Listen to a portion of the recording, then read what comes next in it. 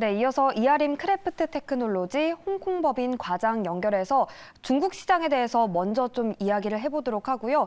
AI가 예측하는 미국 주식 시장의 위험도에 대해서도 알아보도록 하겠습니다. 네, 과장님 안녕하세요. 네, 안녕하세요. 네, 조금은 좀 무거운 주제일 수도 있겠는데요. 최근 중국의 부동산 문제가 본격화되고 있는 것 같습니다. 중국의 컨트리 가든의 경우 부도 위기에 놓였고, 그리고 홍콩의 대표적인 부동산 개발업자인 리카싱 회장이 이끄는 청콩 그룹도 부동산을 30% 가깝게 할인된 가격에 개인들에게 매각하고 있다고 하는데요. 중국의 부동산 이슈, 우리가 예상했던 것보다 더 심각한 건 아닌지 중국 정부는 이 난항을 어떻게 풀어갈지 궁금합니다.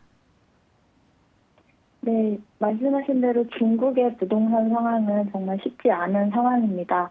블룸버그 로이터 통신 등에 따르면 1조 위안, 약 182조 원대 자금을 굴리는 중국의 자산운용사인 중주그룹은 현재 투자자들에게 부채 구조조정을 실시하겠다고 밝혔습니다. 중주그룹은 중국의 블랙스톤으로 불리우는 대규모 자산운용 회사인데요.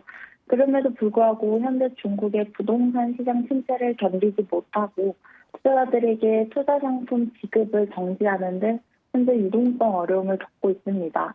이렇듯 중국 부동산 시장은 코로나19 사태를 겪으면서 부진을 헤어나오지 못하고 있는 양상입니다.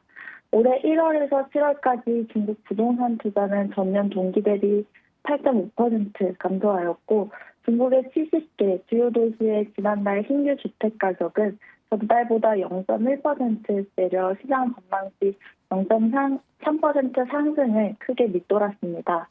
부동산 개발업체 디폴트 위기에 이어서 현재는 신탁여사 같은 금융기관 부실 우려에도 이제 크게 이슈가 되고 있는데요.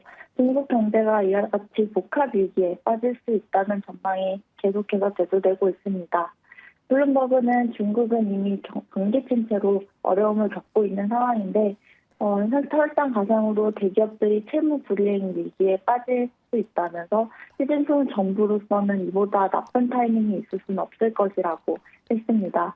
지금까지 시장의 예상은 정부가 앞으로 대규모 경기 부양책을 꺼내진 않을 것이라는 관측이었습니다. 하지만 현재 부동산 문제는 모든 정부가 간과할 수 없는 문제로 불어나고 있고 따라서 현재로서는 중국 정부의 극적인 대응이 나오진 않고 있지만 상황이 더 나빠진다면 중국의 개입이 차차 있을 수밖에 없다고 분석되고 있습니다. 네, 중국 정부의 대응을 좀 더 기다려 봐야겠네요. 그렇다면 중국의 부동산 문제가 중국 이외의 시장으로 전염될 가능성에 대해서는 어떻게 바라보시나요? 네, 지난번 헝다나 완다의 부실 위기가 나왔을 때도 국내 부동산 시장과의 연관성이 크지 않았던 걸로 짐작하면 이번에도 해당 위기가 국내 부동산 시장에는 직접적인 타격이 있을 것 같지는 않습니다.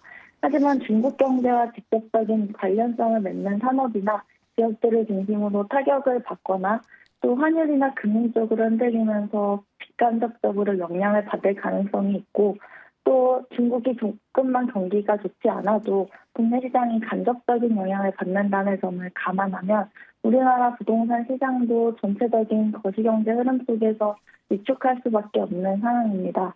한국의 경우뿐만 아니라 미국의 경우도 영향을 받을 가능성이 있는데요.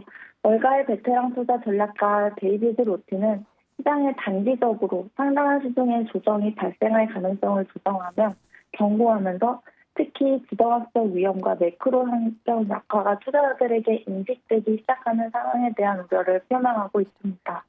더불어 중국 정부가 과거의 성장주의 논리에 매몰되면서 제때 적절한 대응을 하지 못하는 시나리오도 우려하고 있습니다.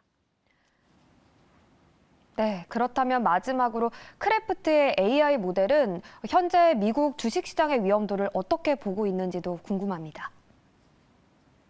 네, 저희 미국 시장 위험 관리 모델의 경우 8월에 들어서기 전까지 약 10주 동안 거의 위험도를 슬로틴 0으로 산출하고 있었습니다. CDC가 백임을 감안하면 시장 안정기를 쭉 예측해 왔는데요. 피치의 미국 신용등급 강등 이후 지속적으로 위험도는 상승하는 추세가 이어지다가 지난주 17일 찍고 이번 주 다시 2로 하향 조정되었습니다. 지난주 잭슨홀 미팅과 엔비디아 실적 발표 등에 대한 경계 심리로 위험 수치는 쭉 상승해온 양상을 보이다가 이번 주 이런 이벤트를 소화하는 과정에서 불확실성이 해소되면서 위험도가 낮아진 것으로 해석됩니다.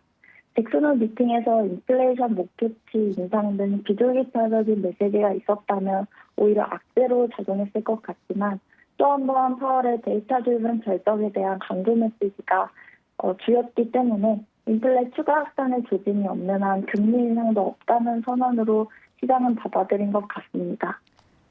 네, 과장님 감사합니다. 네, 계속해서 오늘의 인사이트 이어집니다.